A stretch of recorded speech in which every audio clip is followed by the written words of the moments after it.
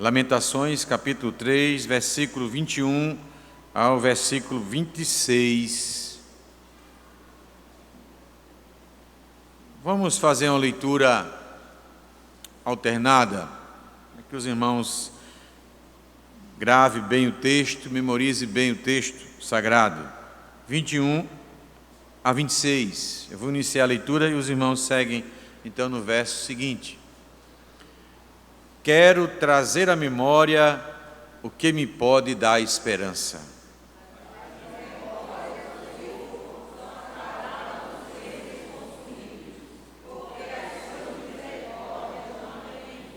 Renovam-se cada manhã, grande é a tua fidelidade.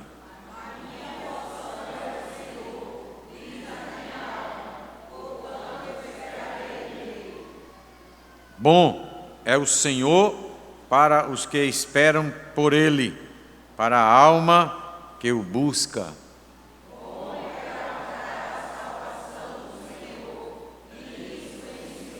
Amém.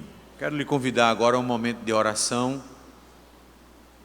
O homem natural, ele não consegue discernir as coisas espirituais. Por isso que nós precisamos do auxílio, da intervenção e ação sobrenatural do Espírito Santo de Deus. Queremos ouvir a voz de Deus, mas naturalmente nós não podemos nem conseguiremos. Mas com o auxílio do Espírito Santo, a iluminar a nossa mente, nós vamos ouvir Deus através da sua palavra. Meus irmãos, nós vamos falar hoje um pouco de um tema tão importante, tão necessário e algumas vezes ausente na vida de alguns. Esperança. O que é esperança? Como manter a esperança? O que garante a nossa esperança? Situações adversas, muitas vezes, que nos deixam desesperançados. Como então recuperar a esperança? Qual o poder que a esperança tem de nos reanimar, de nos trazer novamente o ânimo e a força para viver e servir a Deus? Um médico e teólogo que foi Prêmio Nobel da Paz em 1952, Albert Schweitzer, ele fez a seguinte afirmativa: a tragédia não é quando um homem morre, a tragédia é o que morre dentro de um homem quando ele está vivo. A tragédia não é quando um homem morre, a tragédia é o que morre dentro de um homem quando ele está vivo. Alguém sem esperança justamente é assim, ele morre, ele perde suas forças. A esperança, portanto, é algo importante e decisivo na nossa caminhada, na nossa existência. Mas esperança em quê? Esperar o quê? Em que a esperança ela deve estar firmada para que de fato ela nos anime e reanime diante das tragédias. O filósofo Mário Sérgio Cortella, ele falando sobre esperança, ele diz assim: é preciso esperançar, olhar e reagir a tudo que não tem saída. Ter esperança é conjugar o verbo esperançar, é olhar e reagir a tudo aquilo que não tem saída, é não se entregar. Estamos, meus irmãos, diante de um texto, de um livro, que nós comumente não somos muito apegados, o livro de Lamentações. Na verdade é uma poesia hebraica, escrita no método acróstico, em que cada início de cada capítulo, de cada versículo, traz uma letra no hebraico, enfatizando um tema específico. Lamentações foi escrito por Jeremias, o profeta, do livro que antecede.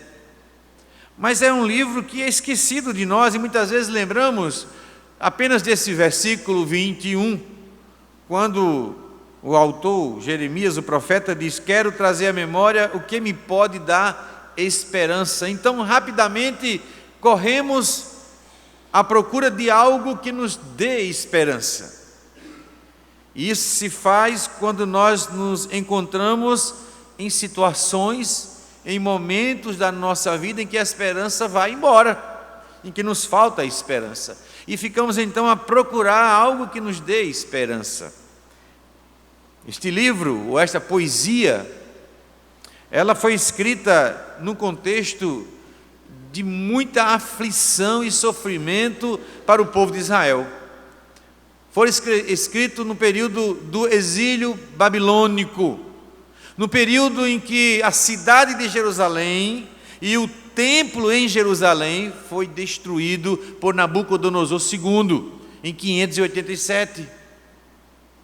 A cidade totalmente destruída, arrasada, e o templo totalmente destruído. Mas não só isso, mas ao momento em que antecedeu a destruição, a invasão da cidade, a destruição do templo. Naquela época, quando uma nação ia conquistar outra, faziam-se um cerco, ninguém entrava nem saía para comprar alimento, nada, nem água. Então a cidade era sitiada, levada então a se render, já que não tinha saída. E neste período, antes da invasão se concretizar pelos babilônios, a fome já era extrema. No capítulo 2 aí de Lamentações, no versículo 20, Jeremias ele cita algo que de fato ocorreu. Hão de as mulheres comer o fruto de si mesmas, as crianças do seu carinho? Você já imaginou a cena? Ter que matar o filho para poder se alimentar? Isso estava acontecendo. A situação era alarmante, era uma tragédia. É aquele povo da aliança, o povo de Deus, a história da aliança, agora é um povo humilhado, é um povo afligido. E Jeremias é chamado por Deus para, neste contexto, falar. Jeremias vai ter um ministério, humanamente falando, sem nenhum resultado, porque ninguém dá ouvidos a Jeremias. Mas ele é usado por Deus e fala e profetiza aquilo que havia de acontecer, porque Deus estava disciplinando seu povo. O povo então agora é levado cativo para a Babilônia. A cidade está desolada, o templo destruído. Imagine a cena. Sua cidade totalmente destruída. Todos foram levados cativos como escravos a uma nação ímpia. Até hoje, meus irmãos, no calendário judaico, é chamada um momento de luto, de jejum, de contrição do povo de Israel. No dia 9 de julho, anualmente, eles separaram essa data para jejuar e lamentar. Lamentar que o primeiro templo, construído por Salomão, foi destruído pelos babilônios. Lamentar que o segundo templo foi destruído pelo imperador Tito no ano 70 depois de Cristo. Até hoje, os judeus lamentam. Eles param um dia, um ano, para poderem lamentar e lembrar essa situação triste, calamitosa que atingiu o povo de Deus. Então Jeremias está neste contexto. Você imagina agora, comparado com a aflição ou sofrimento que você está passando. É mínimo diante do que aquele povo passou naquela época. E Jeremias, portanto, é chamado por Deus para falar ao povo, para exortar o povo.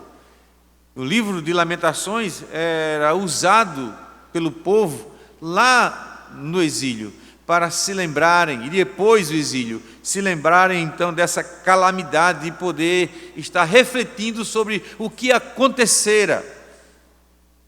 E nesse contexto que Jeremias vai dizer, eu quero trazer à memória o que me pode dar esperança.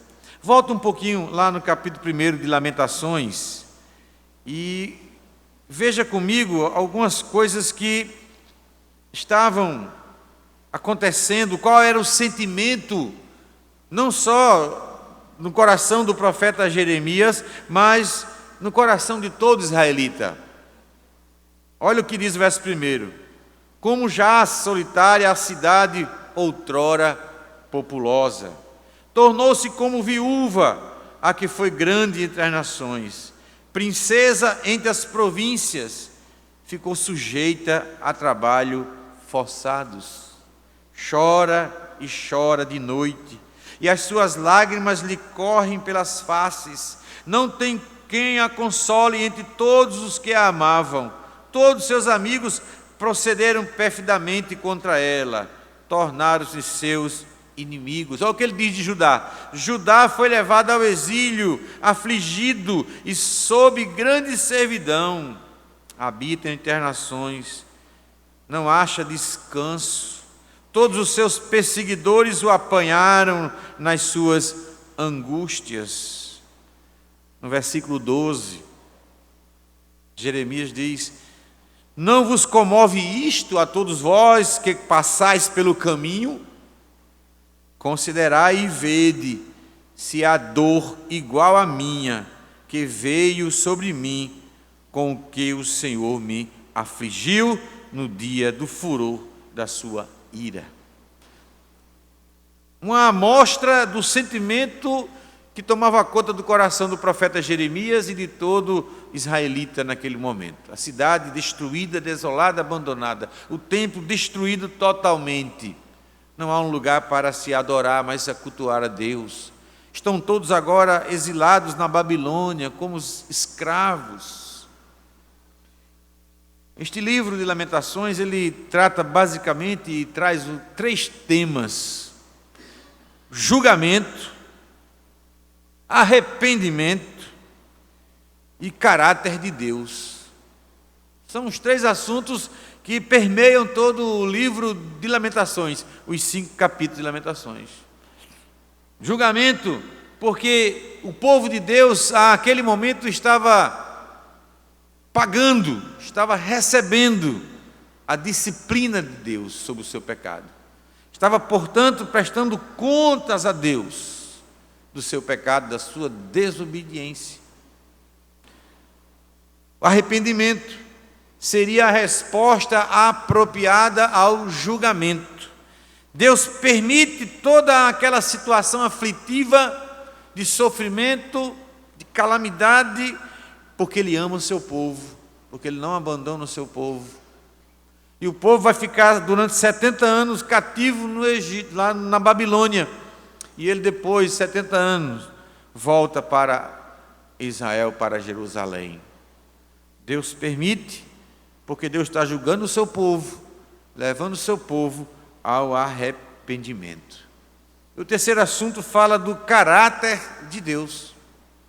Deus é justo, mas também é Deus de misericórdia, é Deus de esperança, é Deus de fidelidade, é Deus de salvação. Portanto, o livro de Lamentações trata desses 3 assuntos: julgamento, arrependimento e caráter de Deus. Mas vamos então para o texto, meus irmãos, e ver o que Deus aqui quer falar através das palavras do profeta Jeremias. O contexto vai nos mostrar que é de extrema miséria, sofrimento, aflição, dor, lágrima, choro, vergonha, humilhação. Esse é o contexto.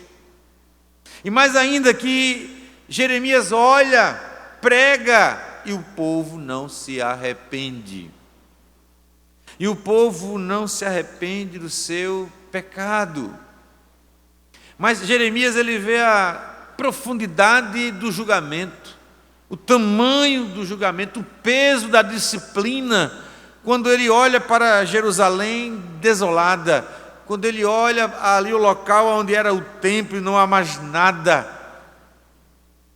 Ele olha então em volta e diz: Senhor, eu quero trazer à memória o que me pode dar esperança. A semelhança, meus irmãos, de Jeremias, nós também em situações muito menos, aflitivas a respeito desta aqui, nós também muitas vezes nos deparamos em momentos da nossa vida em que nós perdemos a esperança. Parece que não temos mais esperança. E isso, como disse o Albert Schweitzer, é alguém estar vivo, mas algo que já morreu dentro dele. É alguém estar vivo, mas não tem esperança. Mas de que esperança Jeremias está falando aqui, meus irmãos? Que esperança é esta? Ora, nós podemos ter vários tipos de esperança, não é verdade? Esperança podemos definir, é um anseio, é um desejo de que a situação vai melhorar, de que algo vai mudar. Eu tenho esperança. Isso é algo humano. Eu tenho esperança de que a minha família vai se converter. Eu tenho esperança de que fulano vai ser curado. Eu tenho esperança, é um desejo seu, é algo seu, do seu íntimo. Mas a Bíblia, quando fala de esperança, não está falando disso. A esperança que Jeremias fala aqui não é o que ele apenas anseia, de que a cidade vai ser restaurada, de que o templo vai ser reconstruído. Não é esse sentimento dentro dele. As coisas vão melhorar, tudo vai ser resolvido. Não é esta a esperança que a Bíblia trata aqui. Não é esta a esperança que Jeremias coloca para nós. A esperança que ele coloca para nós, meus irmãos, é uma esperança que é firmada, que é pautada nas promessas de Deus. Eu quero trazer à memória o que me pode dar esperança. Vá lá, por favor, para Hebreus capítulo 11. Hebreus capítulo 11. No versículo 1 diz, ora, vamos ler juntos?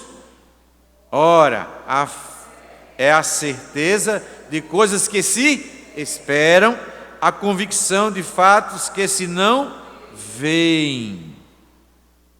Ou seja, a esperança, ela está interligada com a fé. A nossa esperança, ela é fortalecida, ela é revigorada pela fé. Mas então, como é que a fé, ela vai nos dar esse poder? Como é que a fé, ela vai alimentar a nossa esperança? A fé é certeza de coisas que se esperam e convicção de fatos que se não veem. Esperança fala do futuro, mas nós não enxergamos e nem podemos ver o futuro, apenas Deus. Mas uma coisa nós podemos fazer, que firmados nas promessas do Senhor, essa esperança, ela é fortalecida e animada em meu coração. Não a esperança que eu venha a criar, a produzir, mas a esperança daquilo que Deus é e daquilo que Ele diz. Portanto, a nossa fé, ela precisa ser alimentada. Como é que a nossa fé é alimentada, meus irmãos? Como é que essa fé é fortalecida? Os teólogos da Reforma, lá no século XVI, eles fizeram uma distinção de 3 elementos que compõem a fé: conhecimento, assentimento e confiança. Veja que antes de chegar em confiança, eu preciso conhecer, eu preciso concordar e aceitar esta verdade. Conhecimento, assentimento e confiança. É os 3 elementos que compõem a fé, estão juntos. Quando eu digo creio e confio, é porque eu conheço e creio que aquilo é verdade e deposito naquilo a minha esperança, a minha confiança. E em seguida vem a confiança. Isso significa, meus irmãos, que a nossa fé, para ser alimentada, ela precisa conhecer e conhecer mais e mais a Deus. Como é que eu conheço a Deus, pastor? Se Ele é Espírito. Pois bem, Ele se revela a todos nós através da sua santa palavra. Quando nós investimos dia, hora, tempo em ler a palavra, em estudar a palavra, em ouvir a palavra, a nossa fé ela é fortalecida. Você agora está ouvindo da palavra de Deus, é o conhecimento.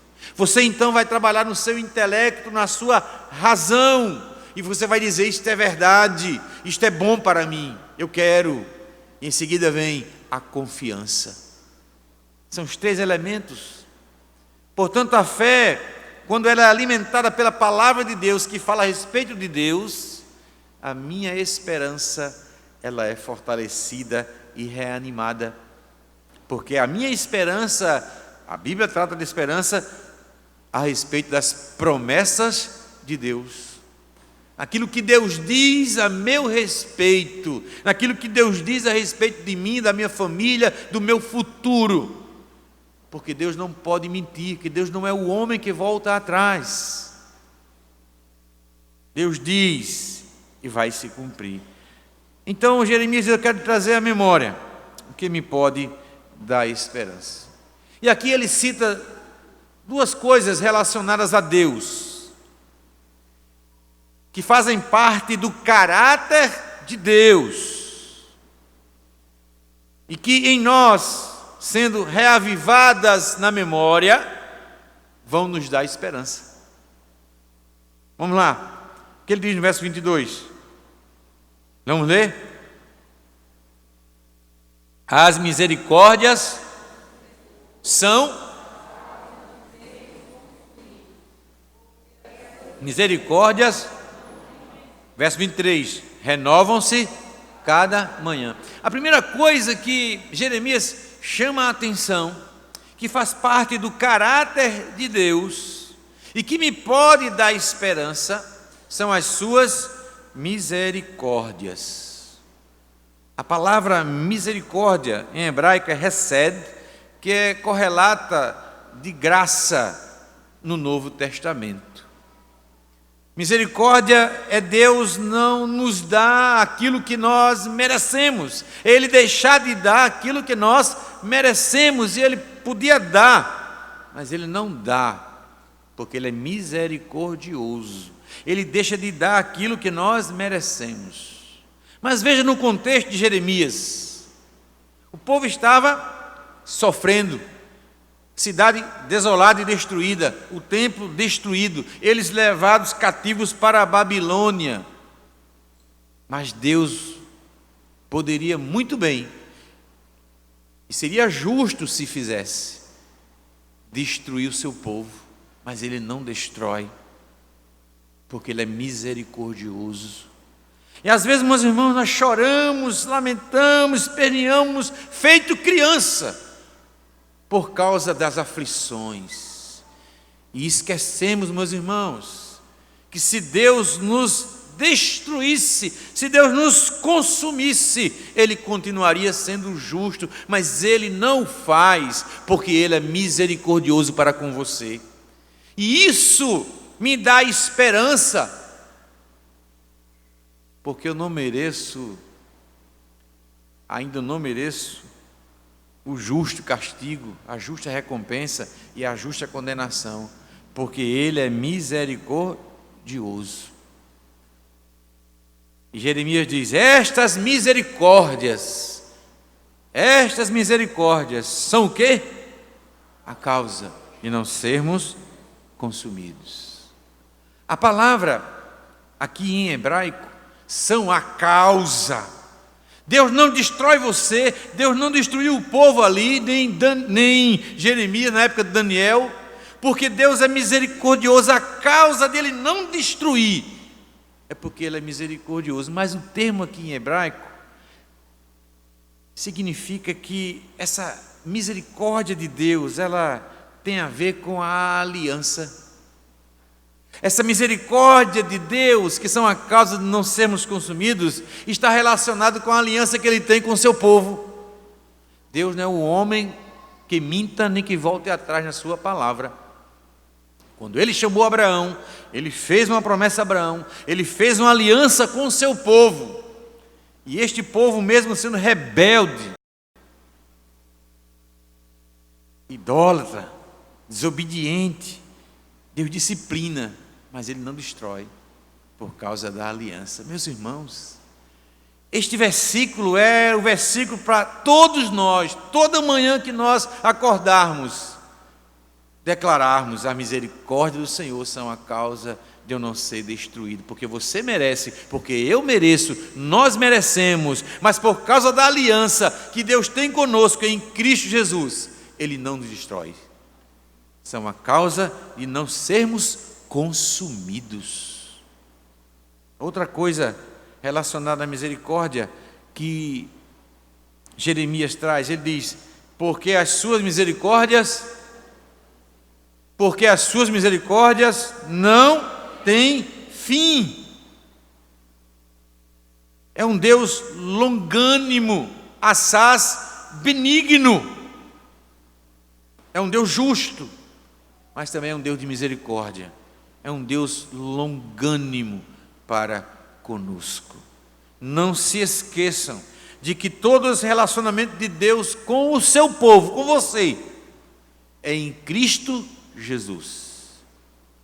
O que nos protege da ira destruidora de Deus são os méritos de Cristo. É Cristo em nossas vidas. Então ele diz: elas não têm fim.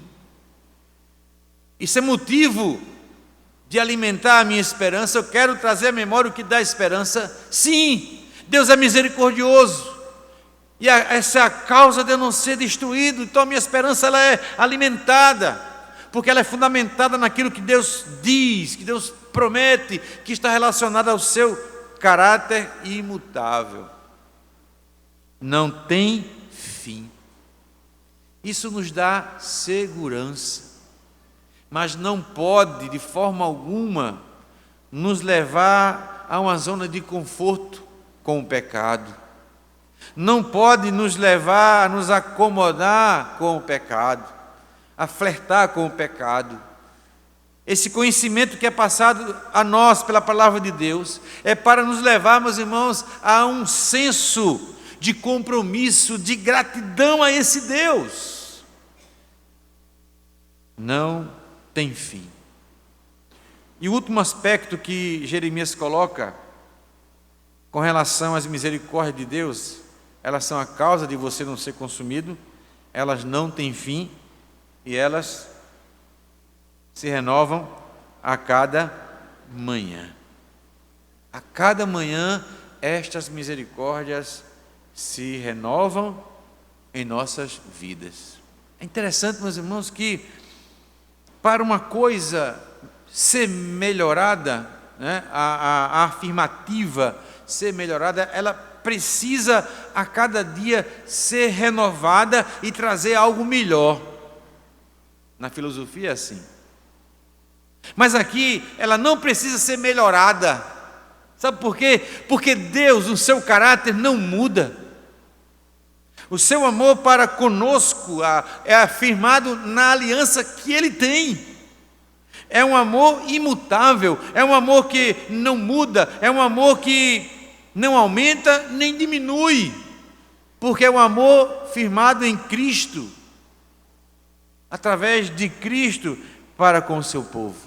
Se renovam a cada manhã em nossas vidas. Não porque Deus, Ele renova, Ele traz algo novo, não, Ele é o mesmo, mas se renova em nossas vidas.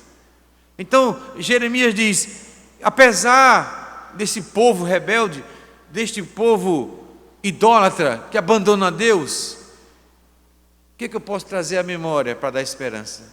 Deus é misericordioso, e essas misericórdias dele se renovam a cada manhã, porque toda noite, todo dia, o dia todo, nós somos inclinados a desobedecer a Deus, a entristecer a Deus, a ser rebelde contra Deus.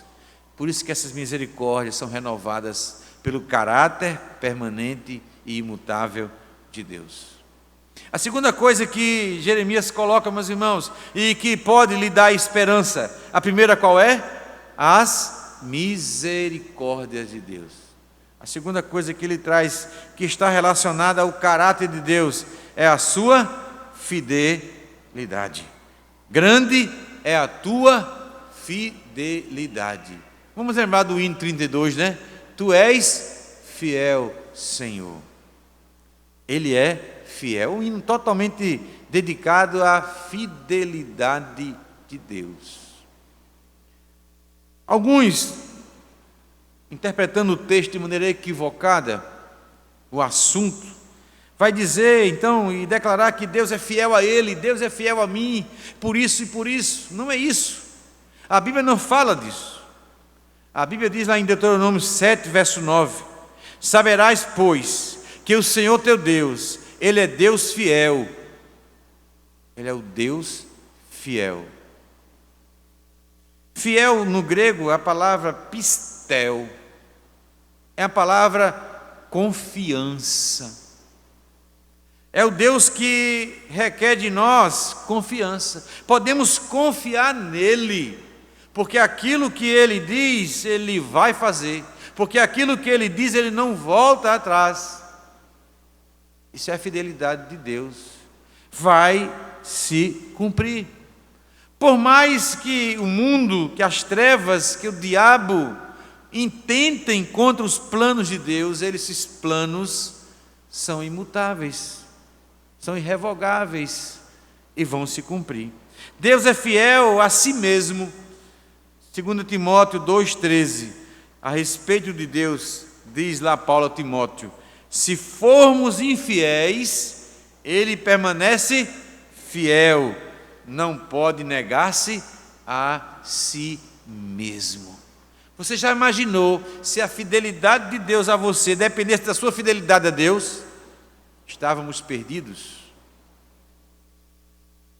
Desde toda a eternidade, meus irmãos, a Trindade Santíssima, reunida, decide então fazer um concerto. Deus Pai, Deus Filho e Deus Espírito Santo. E cada pessoa da Trindade aplica então este plano da redenção. Deus promete então o seu filho então se coloca ao plano do Pai. O Espírito Santo vem e aplica este plano da redenção aos eleitos de Deus. Deus é fiel a si mesmo. Deus também é fiel ao seu Filho Jesus. Deus também é fiel, meus irmãos, a nós, seu povo. Paulo escrevendo aos Romanos, capítulo 11, verso 24, ele diz: porque os dons e a vocação de Deus são irrevogáveis. Você pode abrir sua Bíblia, por favor? Romanos 11, 29. Eu quero que você leia comigo este verso. Romanos 11, verso 29.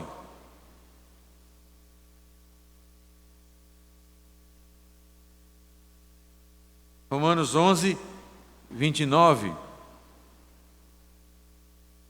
Verso 28 e 29, vamos ler? Quanto ao Evangelho, são eles inimigos por vossa causa. Quanto, porém, à eleição, amados por causa dos patriarcas. Porque os dons e a vocação de Deus são irrevogáveis. Louvado seja Deus, meus irmãos.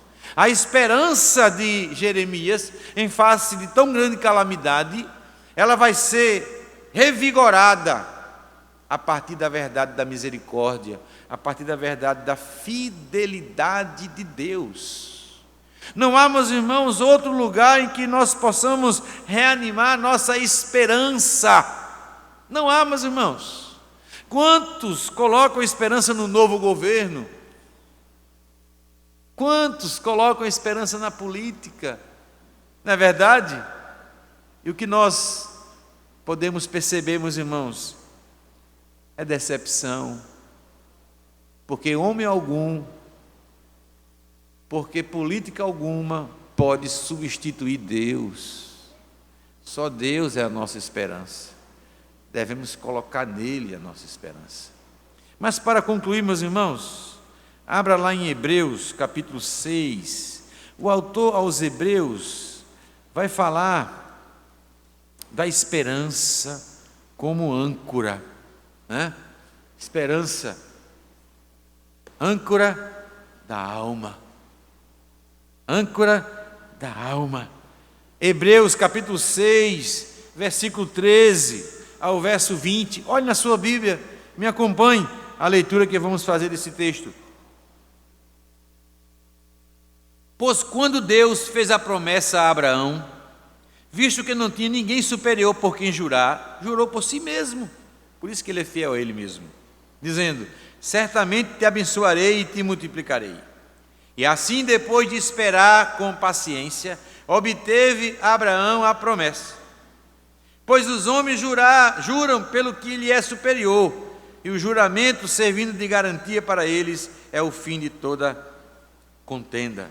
Por isso Deus, quando quis mostrar mais firmemente aos herdeiros da promessa a imutabilidade do seu propósito, se interpôs com o juramento, para que, mediante duas coisas imutáveis, nas quais é impossível que Deus minta, forte alento tenhamos nós, que já corremos para o refúgio, Cristo, a fim de lançar a mão da esperança proposta, a qual temos por âncora da alma, segura e firme, e que penetra além do véu, onde Jesus, como precursor, entrou por nós, tendo se tornado sumo sacerdote para sempre, segundo a ordem de Melquisedeque. João Calvino ele vai comentar esse versículo que diz assim: assim como o cabo a qual a âncora se acha presa mantém o navio seguro ao solo de um profundo e escuro abismo, também a verdade de Deus é uma corrente que nos mantém emparelhados a Ele, de modo que nenhuma distância de lugar e nenhuma escuridão podem impedir-nos de aderir a Ele. Quando nos sentimos unidos assim a Deus, mesmo que tenhamos de entrar as constantes tempestades, estaremos a salvo do risco do naufrágio.